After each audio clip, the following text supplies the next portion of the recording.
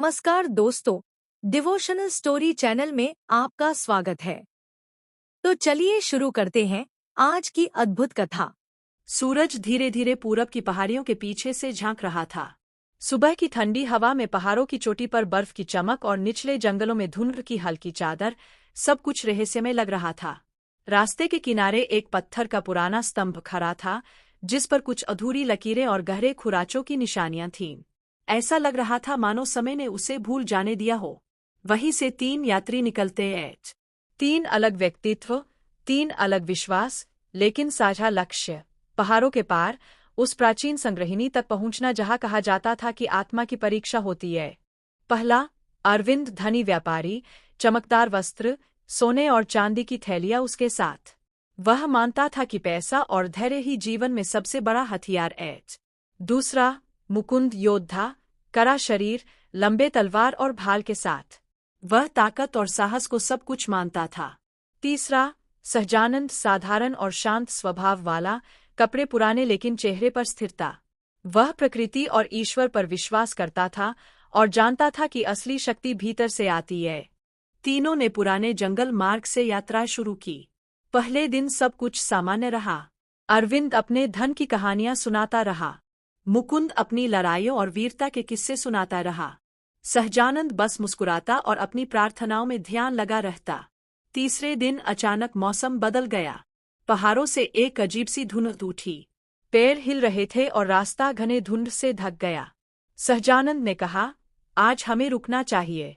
अरविंद हंसा, थोड़ी धुंध क्या डराएगी हमें। मुकुंद ने तलवार कसते हुए कहा, तूफान हो या शिकारी, हम इसे पार कर लेंगे। लेकिन तभी अचानक हवा ने रूप बदल दिया। तेज बर्फीली आंधी और धुंध ने उनका रास्ता पूरी तरह बंद कर दिया।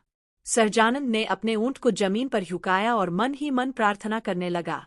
अरविंद अपने सामान के लिए चिंतित था। मुकुंद अपनी ताकत के बावजूद संतुलन खो रहा था। आंधी के बाद तीनों अलग अलग स्थानों पर फंस गए।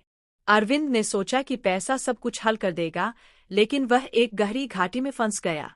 मुकुंद को चोट लगी और उसकी तलवार अब भारी बोझ बन गई। केवल सहजानंद सुरक्षित था।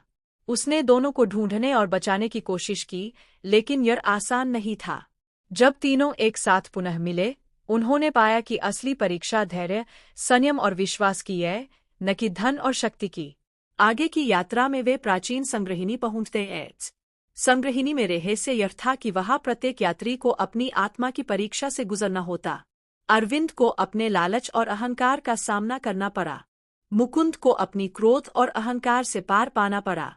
सहजानंद ने सभी को मार्गदर्शन दिया और धैर्य के महत्व को समझाया। अंत में संग्रहिणी की रोशनी में एक दिव्य प्राणी प्रकट हुआ।